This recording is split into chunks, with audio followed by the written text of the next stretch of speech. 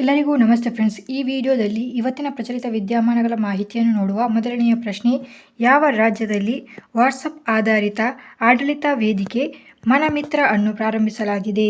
ಉತ್ತರ option A ಆಗಿರುತ್ತದೆ, ಆಂಧ್ರಪ್ರದೇಶದಲ್ಲಿ ವಾಟ್ಸಪ್ ಆಧಾರಿತ ಆಡಳಿತ ವೇದಿಕೆ, ಅದರ ಹೆಸರು ಏನಾಗಿರುತ್ತದೆ ಅಂದರೆ ಮನಮಿತ್ರವನ್ನು ಪ್ರಾರಂಭಿಸಲಾಗಿರುತ್ತದೆ. ಸೊ ಇಲ್ಲಿ ಈ ಮನಮಿತ್ರ ಪ್ಲಾಟ್ಫಾರ್ಮ್ ಅನ್ನು ಅಥವಾ ಮನಮಿತ್ರ ವೇದಿಕೆಯನ್ನು ಮೆಟಾದೊಂದಿಗೆ ಇವರು ಪ್ರಾರಂಭಿಸಿರುತ್ತಾರೆ. ಇಲ್ಲಿ ಸರ್ಕಾರಿ ಸೇವೆಗಳನ್ನು ನೇರವಾಗಿ ನಾಗರಿಕರಿಗೆ ತಲುಪಿಸಲು ಸಚಿವ ನರಲೋಕೇಶ್ ಇವರು ಈ ಸೇವೆಯನ್ನು ಪ್ರಾರಂಭಿಸಿರುತ್ತಾರೆ. ಸೊ ಇದರ ಗುರಿ ಇದೇ ಆಗಿರುತ್ತದೆ, ಆಡಳಿತವನ್ನು ಸುಗಮ ಮತ್ತು ಪ್ರವೇಶಿಸುವಂತೆ ಅಂದರೆ ಜನರಿಗೆ ತಲುಪಿಸುವಂತೆ ಮಾಡುವುದು ಇದರ ಗುರಿಯಾಗಿರುತ್ತದೆ.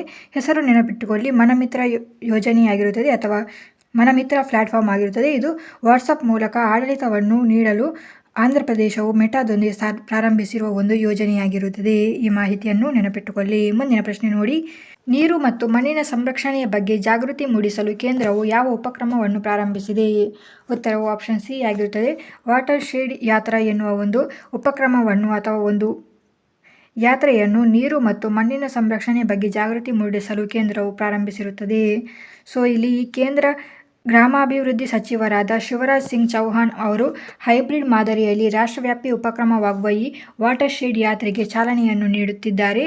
ಇದರಲ್ಲಿ ಧ್ಯೇಯವಾಕ್ಯ ಯಾವುದಾಗಿರುತ್ತದೆ ಅಂದರೆ ಜಲ್ ಲಾಯೆ ಧನಧಾನ್ಯ ಎನ್ನುವ ಧ್ಯೇಯವಾಕ್ಯದೊಂದಿಗೆ ಸಾಮೂಹಿಕ ಸಂಪರ್ಕ ಅಭಿಯಾನವು ಪ್ರಾರಂಭಿಸಲಾಗುತ್ತಿದೆ. ಇದರಲ್ಲಿ ಸಾರ್ವಜನಿಕ ಭಾಗವಹಿಸುವಿಕೆಯನ್ನು ಹೆಚ್ಚಿಸುವ ಮತ್ತು ಜಲಾನಯನ ಅಭಿವೃದ್ಧಿ ಚಟುವಟಿಕೆಗಳ ಬಗ್ಗೆ ಜಾಗೃತಿ ಮೂಡಿಸಲು ಇದರ ಗುರಿಯನ್ನು ಹೊಂದಿರುತ್ತದೆ. ಸೊ ನೆನಪಿಟ್ಟುಕೊಳ್ಳಿ, ಇದರ ಗುರಿ ಏನಾಗಿರುತ್ತದೆ, ವಾಟರ್ ಶೇಡ್ ಯಾತ್ರೆಯ ಗುರಿ ಏನಾಗಿರುತ್ತದೆ ಅಂದರೆ ಸಾರ್ವಜನಿಕ ಭಾಗವಹಿಸುವಿಕೆಯನ್ನು ಹೆಚ್ಚಿಸುವುದು ಮತ್ತು ಜಲಾನಯನ ಅಭಿವೃದ್ಧಿ ಚಟುವಟಿಕೆಗಳ ಬಗ್ಗೆ ಜಾಗೃತಿ ಮೂಡಿಸುವುದು ಇದರ ಗುರಿಯಾಗಿರುತ್ತದೆ. ಈ ವಾಟರ್ ಶೇಡ್ ಯಾತ್ರೆಯಲ್ಲಿ 26 ರಾಜ್ಯಗಳು ಮತ್ತು 2 ಕೇಂದ್ರಾಡಳಿತ ಪ್ರದೇಶಗಳಲ್ಲಿ ಒಟ್ಟಾಗಿ 13,587 ಗ್ರಾಮ ಪಂಚಾಯಿತಿಗಳನ್ನು ಒಳಗೊಂಡ 805 ಯೋಜನೆಗಳಲ್ಲಿ ಒಟ್ಟಾಗಿ 60ರಿಂದ 90 ದಿನಗಳವರೆಗೆ ಒಂದು ನಡೆಯುವ ಯಾತ್ರೆಯಾಗಿರುತ್ತದೆ. ಈ ಯಾತ್ರೆಯನ್ನು ವ್ಯಾನ್ಗಳ ಮೂಲಕ ಮಾಡಲಾಗುತ್ತದೆ. ವ್ಯಾನ್ನಲ್ಲಿ ಚಲಾವಣೆ ಮಾಡುವ ಮೂಲಕ ವಾಟರ್ ಶೇಡ್ ಯಾತ್ರೆಗೆ ಚಾಲನೆಯನ್ನು ನೀಡಲಾಗುತ್ತದೆ. ಈ ವ್ಯಾನ್ನ ಮುಖಾಂತರವಾಗಿಯೇ ಈ ಎಲ್ಲ ರಾಜ್ಯಗಳು ಮತ್ತು ಕೇಂದ್ರಾಡಳಿತ ಪ್ರದೇಶಗಳಿಗೆ ತಲುಪಲಾಗುತ್ತದೆ. ಇಲ್ಲಿ ಈ ವಾಟರ್ ಶೇಡ್ ಯಾತ್ರೆಯು ಪ್ರಧಾನಮಂತ್ರಿ ಕೃಷಿ ಸಿಂಚಾಯಿ ಯೋಜನೆ 2.0 ಇದರ ಭಾಗವಾಗಿರುತ್ತದೆ. ಸೊ ಈ ಮಾಹಿತಿಯನ್ನು ನೆನಪಿಟ್ಟುಕೊಳ್ಳಿ. ಮುಂದಿನ ಪ್ರಶ್ನೆಯನ್ನು ನೋಡುವ. ಯಾವ ದೇಶವು ವಿಶ್ವದ 2ನೇ ಅತಿ ದೊಡ್ಡ ಮೊಬೈಲ್ ತಯಾರಕ ದೇಶವಾಗಿರುತ್ತದೆ? ಉತ್ತರವು ಆಪ್ಷನ್ ಬಿ ಆಗಿರುತ್ತದೆ, ಭಾರತ ದೇಶವು ವಿಶ್ವದ 2ನೇ ಅತಿ ದೊಡ್ಡ ಮೊಬೈಲ್ ತಯಾರಕ ದೇಶವಾಗಿರುತ್ತದೆ. ಈ ಮಾಹಿತಿ ನೆನಪಿಟ್ಟುಕೊಳ್ಳಿ, ಇಂಪಾರ್ಟೆಂಟ್ ಆದ ಮಾಹಿತಿ ಆಗಿರುತ್ತದೆ. ಇಲ್ಲಿ ವಿಶ್ವದ ಮೊದಲ ಅತಿ ದೊಡ್ಡ ಮೊಬೈಲ್ ತಯಾರಕ ದೇಶ ಯಾವುದಾಗಿರುತ್ತದೆ ಅಂದರೆ ಚೀನಾ ಆಗಿರುತ್ತದೆ. ಚೀನಾ ದೇಶ ವಿಶ್ವದ ಅತಿ ದೊಡ್ಡ ಮೊಬೈಲ್ ತಯಾರಕ ದೇಶವಾಗಿದೆ. ಸೊ ಇದರ ಬಗ್ಗೆ ಮಾಹಿತಿ ನೋಡಿ. 2014ರಲ್ಲಿ ಭಾರತದಲ್ಲಿ ಕೇವಲ 2 ಘಟಕಗಳಿಂದ ಈಗ 300ಕ್ಕೂ ಹೆಚ್ಚು ಕಾರ್ಯಾಚರಣಾ ಘಟಕಗಳಿಗೆ ಬೆಳೆಯುತ್ತಿರುವ ಭಾರತ ವಿಶ್ವದ 2ನೇ ಅತಿ ದೊಡ್ಡ ಮೊಬೈಲ್ ತಯಾರಕ ದೇಶವಾಗಿ ಹೊರಹೊಮ್ಮಿದೆ ಎಂದು ಕೇಂದ್ರ ರೈಲ್ವೆ ಮತ್ತು ಮೇಲ್ವಿಚಾರಣೆ ಮತ್ತು IT ಸಚಿವರಾದ ಅಶ್ವಿನಿ ವೈಷ್ಣವ್ ಅವರು ತಿಳಿಸಿರುತ್ತಾರೆ. ಸೊ ಇದರ ಪ್ರಕಾರವಾಗಿ ಭಾರತದಲ್ಲಿ ಇಲ್ಲಿಯವರೆಗೆ ಮಾರಾಟವಾಗಿರುವ ಮೊಬೈಲ್ ಫೋನ್ಗಳಲ್ಲಿ 99.2% ಫೋನ್ಗಳು ದೇಶದಲ್ಲಿಯೇ ತಯಾರಿಸಲ್ಪಡುತ್ತದೆ ಎಂದು ವೈಷ್ಣವ್ ಅವರು ತಿಳಿಸಿರುತ್ತಾರೆ. ಸೊ ಈ ಮಾಹಿತಿ ನೆನಪಿಟ್ಟುಕೊಳ್ಳಿ. ವಿಶ್ವದ ಅತಿ ದೊಡ್ಡ ಮೊಬೈಲ್ ತಯಾರಕ ದೇಶ ಚೀನಾ ಆಗಿರುತ್ತದೆ. 2ನೇ ಸ್ಥಾನವನ್ನು ಇಲ್ಲಿ ಭಾರತ ಪಡೆದುಕೊಂಡಿದೆ, ನೆನಪಿಟ್ಟುಕೊಳ್ಳಿ. ಮುಂದಿನ ಪ್ರಶ್ನೆಯನ್ನು ನೋಡುವ. ರಾಜ್ಯಕ್ಕೆ ಏಕರೂಪ ನಾಗರಿಕ ಸಂಹಿತೆಯನ್ನು ರೂಪಿಸಲು ಯಾವ ರಾಜ್ಯ ಸರ್ಕಾರವು 5 ಸದಸ್ಯರ ಸಮಿತಿಯನ್ನು ರಚಿಸಿದೆ? ಉತ್ತರವು ಆಪ್ಷನ್ ಎ ಆಗಿರುತ್ತದೆ, ಗುಜರಾತ್ ರಾಜ್ಯ ಸರ್ಕಾರವು ಏಕರೂಪ ನಾಗರಿಕ ಸಂಹಿತೆಯನ್ನು ರೂಪಿಸಲು ರಾಜ್ಯ ಸರ್ಕಾರವು ಒಟ್ಟಾಗಿ 5 ಸದಸ್ಯರ ಸಮಿತಿಯನ್ನು ರಚಿಸಿರುತ್ತದೆ. ಸೊ ಇದಕ್ಕೆ ಇನ್ನೂ ಕೂಡ ಅಪ್ರೂವ್ ನೀಡಿಲ್ಲ, ಅಪ್ರೂವ್ ಆಗುವವರೆಗೆ ವೇಟ್ ಮಾಡಬೇಕಾಗುತ್ತೆ. ಮತ್ತು ಈ ಏಕರೂಪ ನಾಗರಿಕ ಸಂಹಿತೆಯನ್ನು ರೂಪಿಸಿದ ಮೊದಲ ದೇಶ ಯಾವುದಾಗಿರುತ್ತದೆ ಅಂದರೆ ಉತ್ತರಾಖಂಡ ಆಗಿರುತ್ತದೆ. ಉತ್ತರಾಖಂಡ ಇದಕ್ಕೆ ಸಕ್ಸಸ್ ಕೂಡ ಆಗಿರುತ್ತದೆ. ಹೀಗಾಗಿ ಇದನ್ನೇ ಅನುಸರಿಸಿ ಗುಜರಾತ್ ಸರ್ಕಾರವು ಈಗ ಈ ಒಂದು ರಾಜ್ಯಕ್ಕೆ ಏಕರೂಪ ನಾಗರಿಕ ಸಂಹಿತೆಯನ್ನು ರೂಪಿಸಲು ಸಮಿತಿಯನ್ನು ನಿರ್ಮಿಸಿರುತ್ತದೆ. ಸೊ ಇದರ ಬಗ್ಗೆ ಮಾಹಿತಿಯನ್ನು ನೋಡಿ. ಈ ಏಕರೂಪ ನಾಗರಿಕ ಸಂಹಿತೆಯು ಇದೊಂದು ಧರ್ಮಗಳಾದ್ಯಂತ ವೈಯಕ್ತಿಕ ಕಾನೂನುಗಳನ್ನು ಪ್ರಕಟಿಸುತ್ತದೆ. ಇದು ಮದುವೆ, ವಿಚ್ಛೇದನ, ಉತ್ತರಾಧಿಕಾರ, ಲಿವ್ ಇನ್ ರಿಲೇಷನ್ಸ್ಗಳು ಇದೆಯಲ್ಲ, ಇಂತಹ ಸಮಸ್ಯೆಗಳನ್ನು ಇದು ಒಳಗೊಂಡಿರುತ್ತದೆ. ಇದರ ಬಗ್ಗೆ ಕ್ರಮವನ್ನು ತೆಗೆದುಕೊಳ್ಳುವುದಕ್ಕಾಗಿ ಈ ಒಂದು ಏಕರೂಪ ನಾಗರಿಕ ಸಂಹಿತೆಯನ್ನು ಜಾರಿಗೆ ತರಲಾಗುತ್ತಿದೆ. ಸೊ ಮೊದಲಿಗೆ ಈ ಏಕರೂಪ ನಾಗರಿಕ ಸಂಹಿತೆಯನ್ನು ಜಾರಿಗೆ ತಂದ ರಾಜ್ಯ ಉತ್ತರಾಖಂಡ ಆಗಿರುತ್ತದೆ. ಈ ಮಾಹಿತಿ ಕೂಡ ನೆನಪಿಟ್ಟುಕೊಳ್ಳಿ. ಈಗ ಗುಜರಾತ್ನಲ್ಲಿ ಒಟ್ಟಾಗಿ 5 ಸದಸ್ಯರ ಸಮಿತಿಯನ್ನು ರಚಿಸಿರುತ್ತದೆ. ಈ ಸಮಿತಿಯ ಶಿಫಾರಸುಗಳ ಆಧಾರದ ಮೇಲೆ ಸರ್ಕಾರವು ಅಂತಿಮ ನಿರ್ಧಾರವನ್ನು ತೆಗೆದುಕೊಳ್ಳಲಿರುತ್ತದೆ. ಈ ಮಾಹಿತಿಯನ್ನು ನೆನಪಿಟ್ಟುಕೊಳ್ಳಿ. ಮುಂದಿನ ಪ್ರಶ್ನೆಯನ್ನು ನೋಡುವ. ಭಾರತದ ಮೊದಲ ಕ್ಯಾನ್ಸರ್ ಜಿನೋಮ್ ಅಟ್ಲಸ್ ಅನ್ನು ಯಾವ IITಯು ಆರಂಭಿಕ ಬ್ರೀಸ್ಟ್ ಕ್ಯಾನ್ಸರ್ ಪತ್ತೆಗಾಗಿ ಪ್ರಾರಂಭಿಸಿದೆ? ಉತ್ತರವು ಆಪ್ಷನ್ ಸಿ ಆಗಿರುತ್ತದೆ. IIT Madras cancer genome atlas ಅನ್ನು ಪ್ರಾರಂಭಿಸಿರುತ್ತದೆ. ಭಾರತ್ ಕ್ಯಾನ್ಸರ್ ಜಿನೋಮ್ ಅಟ್ಲಸ್ ಭಾರತದಲ್ಲಿ ಕ್ಯಾನ್ಸರ್ ಸ್ಪೆಸಿಫಿಕ್ ಬಯೋಮಾರ್ಕರ್ಗಳನ್ನು ಗುರುತಿಸಲು ಒಂದು ಸಂಪನ್ಮೂಲವಾಗಿರುತ್ತದೆ. ಸೊ ಈ ಮಾಹಿತಿ ನೆನಪಿಟ್ಟುಕೊಳ್ಳಿ. ಮೊದಲ ಬಾರಿಗೆ ಇದನ್ನು ತಯಾರಿಸಲಾಗಿದೆ. ಭಾರತದಲ್ಲಿ IIT ಮದ್ರಾಸ್ ಯಾಕೆ ಇದನ್ನು ಪ್ರಾರಂಭಿಸಿದ್ದು ಅಂದರೆ, ಹೆಚ್ಚಿನ ಕ್ಯಾನ್ಸರ್ ಸಂಭವವನ್ನು ಹೊಂದಿದ್ದರೂ ಭಾರತದಲ್ಲಿ ಜಾಗತಿಕ ಕ್ಯಾನ್ಸರ್ ಜಿನೋಮ್ ಅಧ್ಯಯನಗಳಲ್ಲಿ ಭಾರತವನ್ನು ಕಡಿಮೆ ಪ್ರತಿನಿಧಿಸಲಾಗಿರುತ್ತದೆ.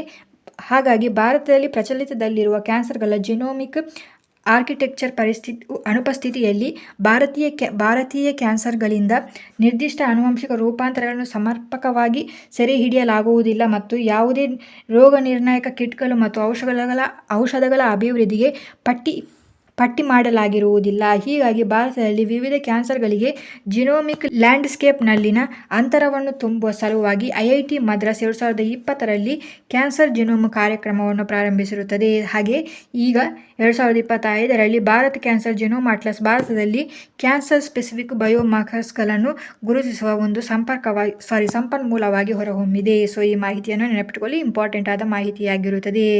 ಕ್ಯಾನ್ಸರ್ ಜಿನೋಮ್ ಅಟ್ಲಸ್ ಅನ್ನು IIT ಮದ್ರಾಸ್ ಇವರು ಕಂಡುಹಿಡಿದಿದ್ದಾರೆ. ಈ ಮಾಹಿತಿ ನೆನಪಿಟ್ಟುಕೊಳ್ಳಿ.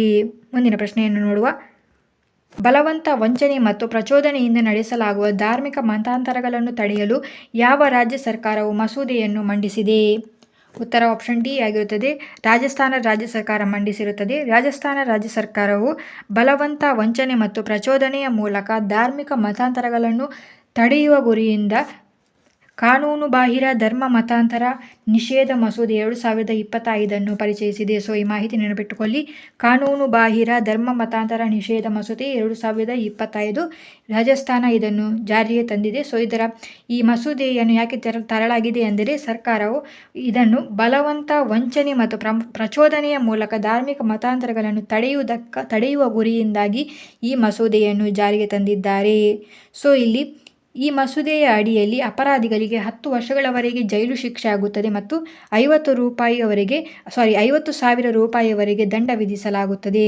ಹಾಗೆಯೇ ಇಲ್ಲಿ ಈ ಒಂದು ಮಸೂದೆಯ ಅಡಿಯಲ್ಲಿ ಅಪರಾಧ ಮಾಡಿದವರಿಗೆ ಅಪರಾಧಿಗಳಿಗೆ ಯಾವುದೇ ಜಾಮೀನು ಸಿಗುವುದಿಲ್ಲ. ಇದರ ಅಪರಾಧಿಗಳು ಜಾಮೀನು ರಹಿತ ಮತ್ತು ನ್ಯಾಯಾಲಯದಿಂದ ವಿಚಾರಣೆಗೆ ಒಳಪಡಿಸಲಾಗುತ್ತದೆ. ಸೊ ಈ ಮಾಹಿತಿಯನ್ನು ನೆನಪಿಟ್ಟುಕೊಳ್ಳಿ. ಇಲ್ಲಿ ಕಾನೂನುಬಾಹಿರ ಧರ್ಮ ಮತಾಂತರ ನಿಷೇಧ ಮಸೂದೆ 2025 ಯಾಕೆ ರಾಜಸ್ಥಾನ ಸರ್ಕಾರ ಜಾರಿಗೆ ತಂದಿತು ಅಂದರೆ, 2024ರಲ್ಲಿ ರಾಜ್ಯ ಸಚಿವ ಸಂಪುಟವು ರಾಜ್ಯದ ಕೆಲವು ಪ್ರದೇಶಗಳಲ್ಲಿ ಲವ್ ಜಿಹಾದ್ ಹೆಚ್ಚುತ್ತಿರುವ ಪ್ರಕರಣಗಳನ್ನು ನಿಲ್ಲಿಸುವ ಗುರಿಯಿಂದಾಗಿ ಮಸೂದೆಯ ಕರಡನ್ನು ಅನುಮೋದಿಸಿತ್ತು. ನಂತರದಲ್ಲಿ ಈಗ ಇದನ್ನು ಜಾರಿಗೆ ತರಲಾಗಿದೆ. ಸೊ ಇಲ್ಲಿ ಈ ಮಸೂದೆಯ ಹೆಸರು ನೆನಪಿಟ್ಟುಕೊಳ್ಳಿ, ಕಾನೂನುಬಾಹಿರ ಧರ್ಮ ಮತಾಂತರ ನಿಷೇಧ ಮಸೂದೆಯಾಗಿರುತ್ತದೆ 2025. ಈ ಮಾಹಿತಿಯನ್ನು ನೆನಪಿಟ್ಟುಕೊಳ್ಳಿ. ಮುಂದಿನ ಪ್ರಶ್ನೆಯನ್ನು ನೋಡುವ. ಇತ್ತೀಚೆಗೆ ಯಾವ IITಯೊಂದಿಗೆ ಹೆಚ್ಚಿನ ಎತ್ತರದಲ್ಲಿ ಬಿದಿರು ಆಧಾರಿತ ಬಂಕರ್ಗಳನ್ನು ಅಭಿವೃದ್ಧಿಪಡಿಸಲು ಸೇನೆಯು ಒಪ್ಪಂದಕ್ಕೆ ಸಹಿ ಹಾಕಿದೆ? ಉತ್ತರ ಆಪ್ಷನ್ ಎ IIT ಗುವಾಹಟಿ ಆಗಿರುತ್ತದೆ. ಇದರ ಬಗ್ಗೆ ಮಾಹಿತಿ. ಬಿದಿರು ಆಧಾರಿತ ಸಂಯೋಜಿತ ಬಂಕರ್ಗಳನ್ನು ಅಭಿವೃದ್ಧಿಪಡಿಸಲು ಭಾರತೀಯ ಸೇನೆಯು IIT ಗುವಾಹಟಿಯೊಂದಿಗೆ ಪಾಲುದಾರಿಕೆಯನ್ನು ಹೊಂದಿರುತ್ತದೆ. ಸೊ ಈ ಯೋಜನೆಯಿಂದ ಏನಾಗುತ್ತದೆ ಅಂದರೆ, ಅರುಣಾಚಲ ಪ್ರದೇಶದಂತಹ ಎತ್ತರದ ಪ್ರದೇಶಗಳಲ್ಲಿ ಸುಸ್ಥಿರತೆಯನ್ನು ಹೆಚ್ಚಿಸುವುದು, ತೂಕಗಳನ್ನು ಕಡಿಮೆ ಮಾಡುವುದು ಮತ್ತು ನಿಯೋಜನೆಯನ್ನು ಸುಧಾರಿಸುವ ಗುರಿಯನ್ನು ಈ ಒಂದು ಬಿದಿರು ಆಧಾರಿತ ಸಂಯೋಜಿತ ಬಂಕರ್ಗಳನ್ನು ಅಭಿವೃದ್ಧಿಪಡಿಸುವುದರಿಂದ ಇದು ಗುರಿಯನ್ನು ಹೊಂದಿರುತ್ತದೆ. ಇದರಿಂದಾಗಿ ಈ ಒಪ್ಪಂದವು ಸೇನೆಯ ರೂಪಾಂತರದ ದಶಕ ದೃಷ್ಟಿಕೋನಕ್ಕೆ ಹೊಂದಿಕೆಯಾಗುತ್ತದೆ ಮತ್ತು ಮಿಲಿಟರಿ ಶೈಕ್ಷಣಿಕ ಸಹಯೋಗದತ್ತ ಮಹತ್ವದ ಹೆಜ್ಜೆಯನ್ನು ಕೂಡ ಇದು ಪ್ರತಿನಿಧಿಸುತ್ತದೆ. ಸೊ ಈ ಮಾಹಿತಿಯನ್ನು ನೆನಪಿಟ್ಟುಕೊಳ್ಳಿ. ಮುಂದಿನ ಪ್ರಶ್ನೆ ನೋಡಿ, ಇದು ಇಂಪಾರ್ಟೆಂಟ್ ಆದ ಮಾಹಿತಿಯಾಗಿರುತ್ತದೆ. ಮಿಸಸ್ ವರ್ಲ್ಡ್ 2025 ಕಿರೀಟವನ್ನು ಪಡೆದ ಮೊದಲ ಕಪ್ಪು ಮಹಿಳೆ ಅಥವಾ ಫಸ್ಟ್ ಬ್ಲ್ಯಾಕ್ ವುಮೆನ್ ಎನ್ನುವ ಇತಿಹಾಸವನ್ನು ಯಾರು ನಿರ್ಮಿಸಿದ್ದಾರೆ? ಉತ್ತರವು ಆಪ್ಷನ್ ಬಿ ಆಗಿರುತ್ತದೆ. ತೆಶಂಗೋ ಗೊಯಿಲೆ ಅವರು ಮಿಸ್ ವರ್ಲ್ಡ್ 2025 ಸಾಲಿನ ಮಿಸ್ ವರ್ಲ್ಡ್ ಆಗಿರುತ್ತಾರೆ. ಸೊ ಈ ಮಾಹಿತಿ ನೆನಪಿಟ್ಟುಕೊಳ್ಳಿ, ಇಂಪಾರ್ಟೆಂಟ್ ಆದ ಮಾಹಿತಿಯಾಗಿರುತ್ತದೆ.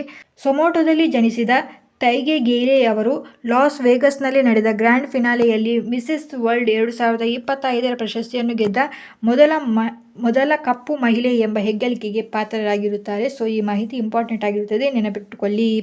ಮಿಸೆಸ್ ವರ್ಲ್ಡ್ 2025 ಸಾಲಿನ ಮಿಸೆಸ್ ವರ್ಲ್ಡ್ ಇದು ಇದರ 40ನೇ ವರ್ಷದ ಮಿಸೆಸ್ ವರ್ಲ್ಡ್ ಸ್ಪರ್ಧೆಯಾಗಿರುತ್ತದೆ. ಇಲ್ಲಿ 2025 ಗೆದ್ದ ಟೈಗೋ ಗೈಲೆ ಇವರು ಮೊದಲ ಕಪ್ಪು ಮಹಿಳೆಯಾಗಿರುತ್ತಾರೆ ಮಿಸೆಸ್ ವರ್ಲ್ಡ್ ಪ್ರಶಸ್ತಿಯನ್ನು ಗೆದ್ದವರು. ಸೊ ಇವರು ದಕ್ಷಿಣ ಆಫ್ರಿಕಾದ ಇವರು ಇಲ್ಲಿ ದಕ್ಷಿಣ ಆಫ್ರಿಕಾದವರಾಗಿರುತ್ತಾರೆ.